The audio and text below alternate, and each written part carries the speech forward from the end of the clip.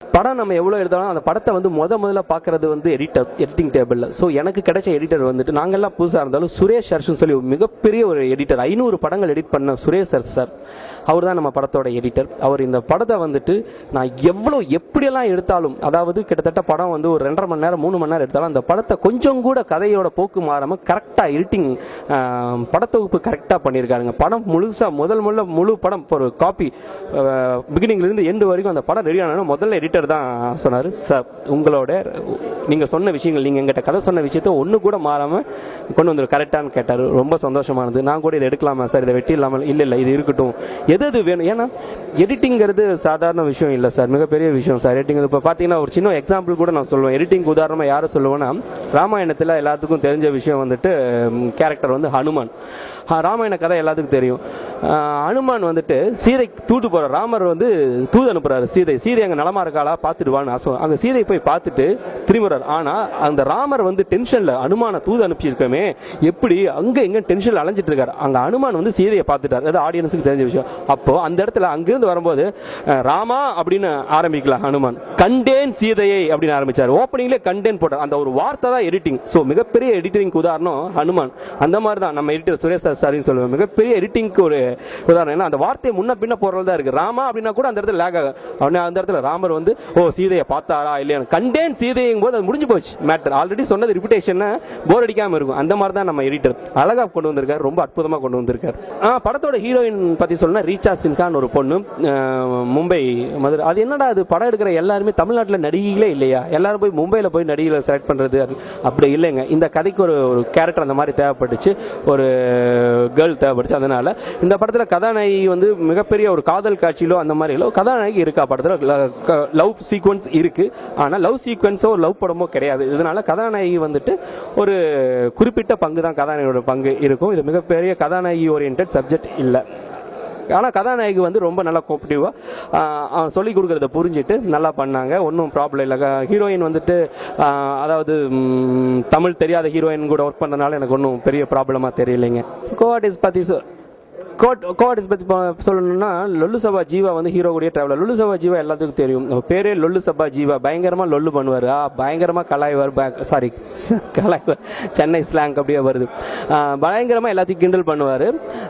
இவர் இந்த படத்தில் ஒரு நல்ல ஹீரோ கூட ஃபுல்லாக செகண்ட் ஹாஃப் ஃபுல்லாக ட்ராவல் பண்ணியிருக்காரு. அதே மாதிரி மனோபாலா சார் நடிச்சிருக்காரு, இயக்குனர் சரவண சுப்பையா, இயக்குனர் ஸ்ரீநாத், இவங்கெல்லாம் வந்து ஹீரோ கூட பண்ணியிருக்காங்க.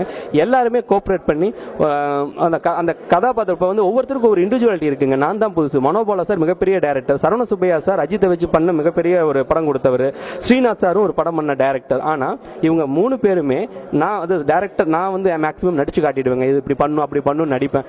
ஸோ அதை வந்து அவங்க வந்து அப்படியே சரி ஓகே உங்களுக்கு இந்த மாதிரி நடிக்கணும் அப்படின்னு சொல்லி அப்படியே உள்வாங்கி அதே மாதிரி என்னை மாதிரியே பண்ணி காட்டுவாங்க அவங்க. எனக்கு அது ரொம்ப சந்தோஷமா இருந்தது. என்னடா அது மனோபாலா நீங்க எப்படி மாத்துவீங்க, ஏன் சார் மனோபாலாக்குன்னு ஒரு பாடி லாங்குவேஜ் இருக்கு, அது இல்லை சார் எனக்கு இந்த மாதிரி வேணும் சார் அப்படின்னு நான் சொல்லும்போது ஒரு புது இயக்குனர்கிட்ட வந்துட்டு அவங்க இது பண்ணாம ஒரு அதாவது எப்படி சொல்றது தெரியல, ரொம்ப கோஆபரேட்டிவா இருந்ததுங்க. ஒரு பெரிய பெரிய இயக்குனர்கிட்ட வந்து வேலை வாங்குறது ரொம்ப ரொம்ப ஈஸிங்க. ஏன்னா அவங்க இயக்குனராக இருக்கிறனால ஒரு இயக்குனரோட கஷ்டம் தெரியறதுனால அவங்க வந்துட்டு ரொம்ப எனக்கு கோஆபரேட் பண்ணாங்க. ரொம்ப அதே மாதிரி தேவதர்ஷினி மேடம் பத்தி சொல்லி அவங்க ஒரு இம்பார்ட்டன்ட் ரோல் பண்ணியிருக்காங்க. அப்புறம் ஒரு குழந்தை ரித்திகா, கேரோலின் ரித்திகான்னு ஒரு சின்ன குழந்தைய வச்சு இந்த படம் பண்ணியிருக்காங்க. அந்த குழந்தை ஒரு இம்பார்ட்டன்ட் ரோல். அந்த குழந்தை கிட்ட வேலை வாங்குறது ரொம்ப எனக்கு என்ன மணிரத்னம் சார் அத்தனை குழந்தைய வச்சு வேலை வாங்கினார். அந்த ஒரு குழந்தை கிட்ட வேலை வாங்குறதும் ரொம்ப ஒரு மாதிரி அந்த குழந்தையோட மூட போடுது, அப்படியே கொஞ்சம் கொஞ்சமாக பேசி வேலை வாங்கணும். அது எனக்கு ரொம்ப சந்தோஷமா, எல்லாமே எனக்கு ஒரு சுகமான சுமைகள் மாதிரி தான் இருந்தது, எதுவுமே கஷ்டம் தெரியலைங்க எனக்கு. காந்தி கணக்கு வந்து எல்லாத்துக்கிட்டையும் போய் ரீச் ஆகுங்க. ஏன்னா திருப்பி நான் சொல்ற ஒரே விஷயம் தான், இந்த விஷயத்தை பாதிக்காதவங்க யாருமே இருக்க மாட்டாங்க. பாதிக்கப்பட்ட அத்தனை பேரும் ஒரு தடவை இந்த படத்தை பார்த்தாவே இது மிகப்பெரிய ரீச்சுங்க. இதுக்கு பாதிப்பு மட்டும் இல்லை, இதுக்கு ஒரு சொல்யூஷன் இந்த படத்தில் இருக்கு. நீங்க வந்தீங்கன்னா கண்டிப்பா அதுக்கு ஒரு சொல்யூஷன் கிடைக்கும். பாக்யராஜ் சார் நம்ம ஆடியோ லான்ச்சுக்கு வந்து ரொம்ப பேசுறேன். ஏன்னா எனக்கு பாக்யராஜ் சாரோட மிகப்பெரிய ஃபேனுங்க. நான் கோயம்புத்தூர் பிறந்து வளர்ந்தது எல்லாம் கோயம்புத்தூர். எங்கள் அப்பா எல்லாம் பாக்யராஜ் சார், சுந்தரராஜன் அண்ணனோட நண்பர். சுந்தரராஜன் பாக்யராஜ் எல்லாம் வந்து கோயம்புத்தூரோட ஜாமான். அதாவது திரைக்கதையில் வந்து மிகப்பெரிய வெற்றி பெற்றவங்க பாக்யராஜ் சார், சில்வர் ஜூப்ளி கொடுத்த சுந்தரராஜன் அண்ணன், இவங்க எல்லாமே வந்துட்டு அவங்க வீட்டு பக்கத்து வீடு, நான் அவங்க வீட்டு கிட்ட வந்திருக்கேன். ஸோ எனக்கு அந்த தாக்கம் அதிகமாக இருக்குது. பாக்யராஜ் சாரோட ஃபேன் நான். அவர்கிட்ட நான் அசிஸ்டண்டாக ஒர்க் பண்ணலையோ இல்லையா, பாக்யராஜ் சாரோட தாக்கம் எனக்கு வந்து ரொம்ப ரொம்ப இருக்குது. ஸோ அதனால வந்து அவரோட இம்ப்ரெஷன், அவர் வந்து என்னென்ன பண்ணுவார், அவரோட எல்லா விஷயங்களும் நான் ஃபாலோ பண்ணுவேன். ஸோ அந்த கதையில் வந்துட்டு அவரோட இன்ஸ்பிரேஷன், அவர் மாதிரி திரைக்கதையை என்ன முயற்சி பண்ணியிருக்கேன் நான். அதை நீங்கள் படம் பார்த்தீங்கன்னா உங்களுக்கு புரியும். அது நான் காப்பிக்கும் ஒரு இன்ஸ்பிரேஷனுக்கு வித்தியாசம் இருக்கும். அப்படியே காப்பி அடிக்கிறது வேற, அவங்கள பார்த்து பழகிறது. நான் வந்து பாக்யராஜரோட ஏகலைவன் சொல்லலாம். வெளியிருந்து அவரோட குருகுலத்தில் வெளியிருந்து நான் தொழில் கற்றுக்கிட்டேன்னு சொல்லலாம். ஸோ பாக்யராஜ் சாரை நான் அவ்வளோ மானசீக என் குருவாக மதிக்கிறேன். ஆர் சுந்தரராஜன் வந்துட்டு எனக்கு வந்து மிகப்பெரிய சப்போர்ட்டிவாக இருந்தார். அதேமாதிரி விசு சார் வந்த இயக்குநர்கள்லாம் ஜெகநாதன் சார், பாலா சார் வந்துட்டு பாலா சார் இன்விடேஷனில் கூட பேர் போடல, பேர் போட வேணாம்னு சொல்லிட்டு. ஆனால் பாலா சார் வந்து நிகழ்ச்சியை வந்து உட்கார்ந்து இருந்து என்னை பற்றி வாழ்த்து மிகப்பெரிய ஒரு நேஷனல் அவார்ட் டைரக்டர் என்னை பேசுறது, என்ன ஒரு புது இயக்குனர் என்கரேஜ் பண்ணது எனக்கு ரொம்ப பெருமையாக இருந்ததுங்க. பெருமையாக மட்டும் இல்லை, எனக்கு வந்து ரொம்ப சந்தோஷம். அது இதில் அதாவது என்ன சொல்கிறது, அவங்க ஒரு மிகப்பெரிய இடத்துல இருக்கிற ஜாம்பவான்கள் அத்தனை பேர் வந்து எனக்காக வந்து ஒரு 2 மணி நேரம் உட்காந்துருந்தது, வந்து ஒரு இடத்துல உட்காந்துருந்தது எனக்கு என் வாழ்க்கையில் நான் செஞ்ச மிகப்பெரிய பாக்கியமாக நினைக்கிறேங்க. சினிமாவை நேசிக்கிற நான், சினிமாவில் இத்தனை பேர்த்த வெறும் போஸ்டர்லையும் படத்துலையும் பார்த்த இவங்க எல்லாரும் என்னை பற்றி பேசுனதை நான் ரொம்ப மிகப்பெரிய வாழ்க்கையில் பாக்கியமாக நினைக்கிறேன். எனக்கு இது மிகப்பெரிய சந்தோஷமான ஒரு தருணம். நான் வந்துட்டு ஒவ்வொரு விஷயம், நான் வந்துட்டு எனக்கு 10th பாஸ் பண்ணும்போது எவ்வளோ சந்தோஷப்பட்டேன், அதே மாதிரி காலேஜ் போகும்போது எவ்வளோ சந்தோஷப்பட்டேன், அதே மாதிரி எனக்கு கல்யாணமாகி எனக்கு ஒரு பையன் பிறக்கும்போது எவ்வளோ சந்தோஷப்பட்டேன். அந்த மாதிரி இந்த தருணம் வந்து என் வாழ்க்கையில் மறக்க முடியாது. ஒரே ஒரு டைம் தான் வரும். என் முதல் படத்தில் இத்தனை இயக்குனர் வந்து என்னை வாழ்த்துனது, இது கடவுளுக்கெல்லாம் மேலே பிரம்மா தான் படைப்பாளி. ஸோ இவங்க எல்லாமே பிரம்மாக்கள். என்னை வாழ்த்துனது நான் பெருமை அடைகிறேன். ரொம்ப பெருமை, நன்றி. இந்த கதை களம் கோயம்புத்தூரில் ஆரம்பித்து சென்னையில் வந்து முடியும். ஸோ இந்த படம் நீங்கள் பார்க்கும்போது உங்கள் கண்டிப்பாக உங்கள் வாழ்க்கையில் பாதித்த விஷயமாவோ இல்லை உங்கள் நண்பர்கள் பாதித்த விஷயமோ நீங்கள் சந்திக்காத பிரச்சனையே இல்லை, சந்தித்த பிரச்சனையாக தான் இருக்கும். ஸோ நீங்கள் படம் பார்த்துட்டு உங்களோட மேலான கருத்துக்களை, உங்களோட மேலான ஆதரவை எனக்கு வேணும். ஏன்னா நீங்கள் தான் மிகப்பெரிய விஷயம். படம் எடுக்கிறது தான், எல்லாரும் படம் எடுக்கிறாங்க, ஆனால் அந்த படத்தை நிர்ணயிக்கிறது, தீர்மானிக்கிறது நீங்கள் தான். மக்கள் சக்தி பல இயக்குநர்களையும் பல நடிகர்களையும் பல ஆளுகளை பெரிய ஆளாக உருவாக்குறது நீங்கள் தான். ஸோ நான் ஒரு டைரக்டர் ஆகணும்னு ஒரு சின்ன கற்பனையோடு நான் கனவுகளை சுமந்துட்டு சென்னை வந்து என்னோட முதல் படத்தை பண்ணுறேன். ஸோ நீங்கள் வந்துட்டு இந்த படத்தை பார்த்துட்டு உங்களோட ஆதரவை கொடுத்தீங்கன்னா ரொம்ப சந்தோஷப்படுவேன். ரொம்ப நன்றி. பிஎன்ஓஸ் நேயர்களுக்கு வணக்கம். இப்போ தான் ஜஸ்ட் ஆடியோ லான்ச் முடிஞ்சிருக்கு. இப்போ க்ரீன் பார்க்கில் ப்ரெஸ் மீட் நடந்துகிட்ருக்கு. ரொம்ப பெருமையாக இருக்குது. என்னுடைய முதல் படம் ஆடியோ லான்ச் ஆகிருக்கு. பாக்யராஜ் சார் வெளியிட்டிருக்காரு. சென்னை ரைனோஸ் டீம் பெற்றிருக்காங்க. பெரிய விஷயமா இருக்குது. எல்லா இயக்குநர்களும் வந்தாங்க. பெரிய ஆப்பர்ச்சுனிட்டி இது கொடுத்த இயக்குனர் திரு சம்பத் ஆறுமுகமுக்கும் பூஜா ஃபிலிம்ஸ் இன்டர்நேஷ்னல் ப்ரொடியூசருக்கும் நான் நன்றி தெரிவிச்சுக்கிறேன். இந்த பாடல்கள் வந்து முனைவர் நா முத்துக்குமார் எழுதியிருக்காரு. எல்லா பாடல்களும் ரொம்ப பெருமையாக இருக்குது. எஸ்பி பாலசுப்ரமணியம் பாடியிருக்காங்க, சிங்கர்ஸு சின்மயி பாடியிருக்காங்க, கார்த்திக் பாடியிருக்காங்க, பிரசன்னா பாடியிருக்காங்க. பேக்ரவுண்ட் ஸ்கோர் ரொம்ப நல்லா வந்திருக்கு. 25 பீஸ் ஆர்கெஸ்ட்ரா பண்ணியிருக்கோம், மேனுவல் ஆர்கெஸ்ட்ரா. ரொம்ப பெருமையாக இருக்குது.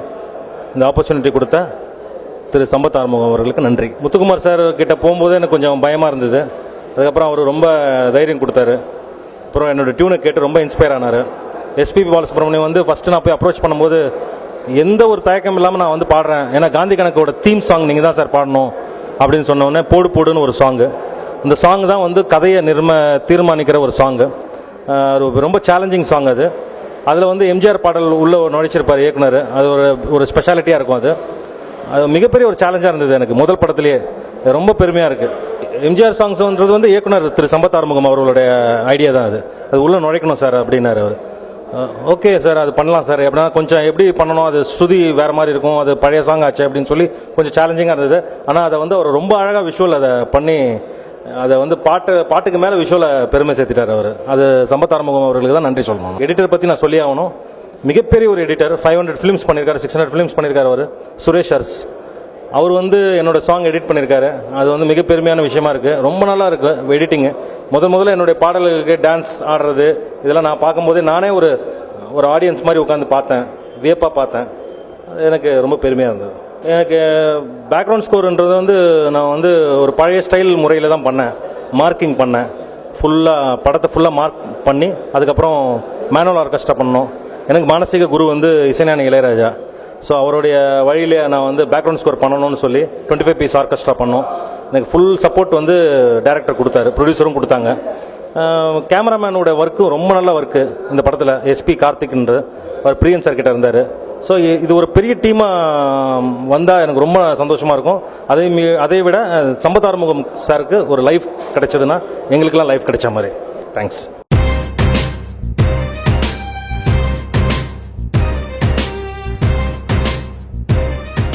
படம் நம்ம எவ்வளோ எடுத்தாலும்